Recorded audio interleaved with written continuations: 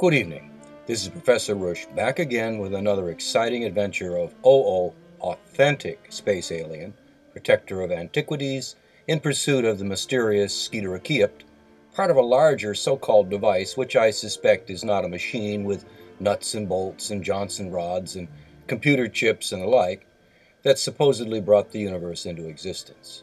We're talking here about something alive, as parts anyway, but they become something other, perhaps another life, a form of some type, when assembled. Now, as you recall from our last episode, OO had a run-in with Duster the Smooth, a thief turned bounty hunter who was awaiting the arrival of a freighter with a petty terrorist and author, Anouk Ta Bel-Airs, who has little to do but spread chaos wherever he goes. Well, Anouk Ta Bel-Airs apparently had an unfortunate accident. He was crushed to death after he fell into a trash compactor while trying to escape his guards. Now, Duster, according to the rules of bounty hunting, never had Anouk in actual physical custody and thus can't collect. No one else can either. You see, the trash compactor should have recognized there was a particular type of life form in the bay, but it didn't. So this is considered an act of machine, sort of like our act of God clause on the insurance policy. Duster's not happy, but in need of cash, energy credits, or Mendonite, or whatever it was. So now Duster and OO are about to begin their quest to find the alleged SKEETERA-KEY-PT. Now, in order to pay for this elaborate presentation, I must pause for a brief commercial break. Hello, everybody. Rabbi Moshe Blindstein here. Hello. I'm not an alien. Professor Rush over here thinks he's speaking with a space alien. Well, of course we speak with God, so take your choice.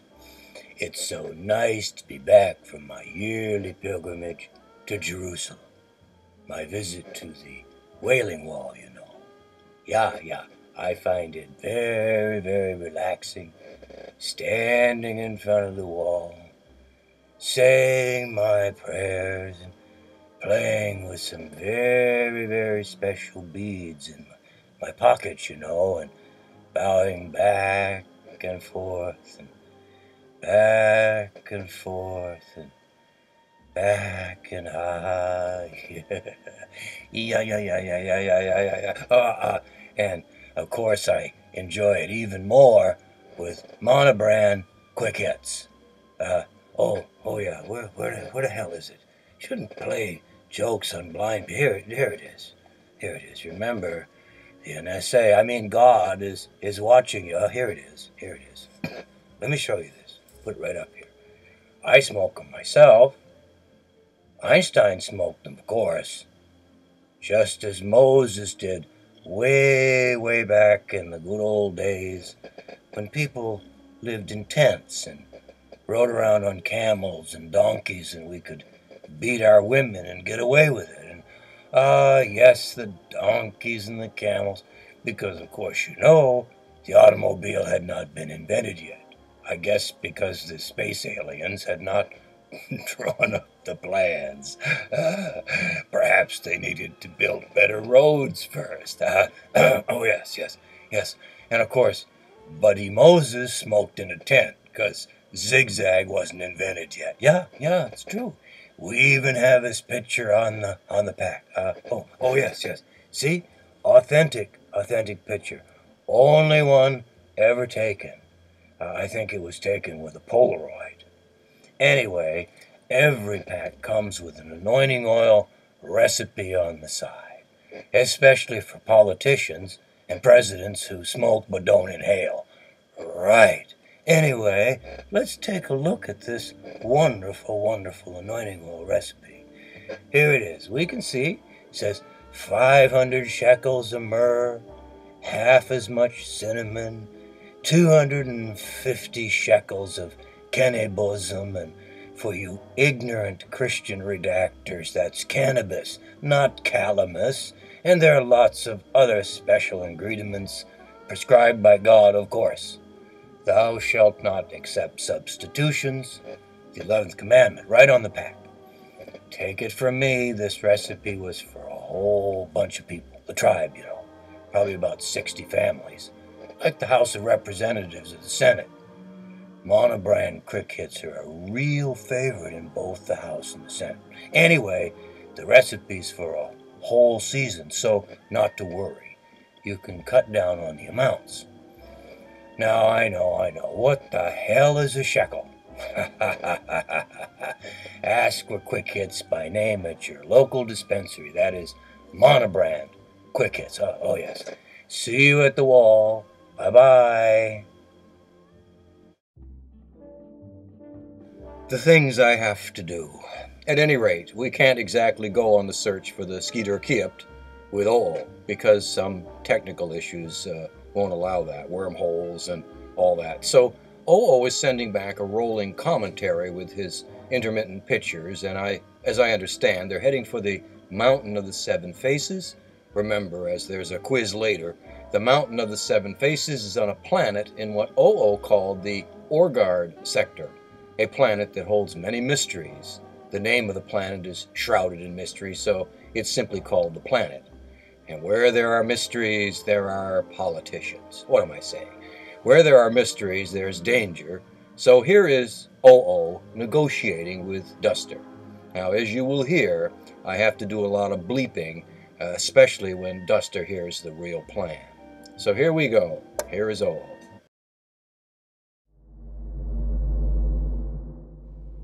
So what's it gonna be, Duster? That's my John Wayne imitation. So what's it gonna be, Duster? Act of machine. That's really tough. Ha ha ha ha ha. Act of machine. The new normal, of course. Are you gonna sit there on that blob of space junk and sulk, or would you like to steal something as important as last time? I can't go anywhere without Mendonite. So on your way to fame and fortune, you want me to fill your tank? You don't think I go after these bad guys alone, do you? I have a whole crew to think about. This is a long trip to the Orgard sector, and I want something up front. I have a pretty good idea what's in that cave, and it isn't the SKEETERA-KEY-PT. That's a myth. There's a Snarg in that cave. Yes, a Snarg. As the story goes, anyways. Snargs aren't found on this planet or any other planet in this sector. If it's there, something or someone is taking care of it, although it doesn't need much. Well, yes, that's the storyline. A monster, of course, controlled by some force, guards stuff in caves. Usually some precious metal or member of one species, and that's okay. I'll tag along. I've got nothing better to do at the moment, but I need Mendonite. Well, let me explain something to you. You can leave your crew. Only you and I are going to be able to get where we're going. We have a special craft for this, for controlling the SKEETERA-KEY-PT. Well, you seem to have this all worked out. Curious. Well, my crew, what are they to do? Ah, yes, I have another task for them. In order to secure the SKEETERA-KEY-PT, we will need to create a distraction. The SKEETERA-KEY-PT is an intelligent device and continuously senses its reactivator, the updraft-adductor, as it operates off vibrations creating the sounds of the universe we're in. Now, I know approximately where the updraft-adductor is located, as it has to be close to the SKEETERA-KEY-PT to create a harmonic balance. But if too far away, a feedback loop creates a continuous warp and pulse of space-time, throwing the universe out of balance, which speeds up the evolution of the universe. The updraft-adductor is on the other side of the planet. This is where your crew is to go. Locate the updraft-adductor and hit it with a specific sound frequency, which can only be determined when the updraft-adductor attacks your ship. Now, as soon as you hit it with this assigned frequency... What? What the? Are you suggesting, you blue-skin, that my men act as a diversion? You silly ass! not going to buy into this unless there's a very large, I'm saying very, very large, on the other end of this little adventure. Now, Duster, what is life without a little jeopardy? Jeopardy, right, asswipe. What? No faith in your crew? We need the distraction. And once that occurs, we'll be able to secure both the Skeeter-Key-PT and the Upti-Grapducta. They don't act independently. Your crew has to be quick and nimble. You know, like Jack be nimble. Jack them. What? Why don't you speak a language I can understand here? So let me review this. Don, the Skeeter-Key-PT produces sounds. The sounds of the universe, and these would destroy any creature nearby, right? And so it has to be distracted before it self-activates. And if my crew aren't quick enough, they'll be destroyed. You know I have an all-girl crew thanks to Epiduster. There goes my nightlife. Yep, Duster, if the device is activated, that would not be good. And it will become active if you and I come anywhere near it. The Snarg is safe because it's the only life form in the universe that actually lives directly off the sounds of the universe. In its neutral state, the Skeeter-Key-PT emits sounds that are irresistible and from which the Snarg obtains its life force. But if the device detects us, well, that wouldn't be good for us, although the Snarg will probably enjoy it, especially now that it has some cooked flesh. This beast yearns for flesh and fill its belly. Monsters cannot live by sound alone. I crack myself up. Yeah, real joke. So how do you propose we get anywhere near this thing with that Snarg staring us down with that huge glowing eye? Yes, the Snarg. This is, in many ways, the easy part. Simply a matter of timing. One of your crew will have to go down and confront the Snarg. Tease it a bit, you know, dance and shake your booty. At the same time, you hit the Upti-Grapducta with the proper frequency. The Upti-Grapducta will go into neutral, slowing down the reaction time of the Skeeter-Key-PT, giving us enough time to render it harmless. Just like that. Shake her booty and the Snarg surrenders. Right. Yes, because the Snarg will have trouble making a decision to eat your crew member in the most horrible way imaginable, I will add, or save the Upti-Grapducta, at which point she will shoot the Snarg with a dart filled with a very powerful sedative. That's why the distraction. So, what the are we supposed to do? The Skeeter-Key-PT works like this. According to the narrative, the Skeeter-Key-PT will emit a series of sounds to see if the approaching life form is tuned to it, and if so, arranges sounds to capture the wavelength of the beam and draw it into the cave where, thinking this is misplaced energy, disassembles the energy represented by its physical form and reduces it to the primal energy state of, for want of a better word, nothingness.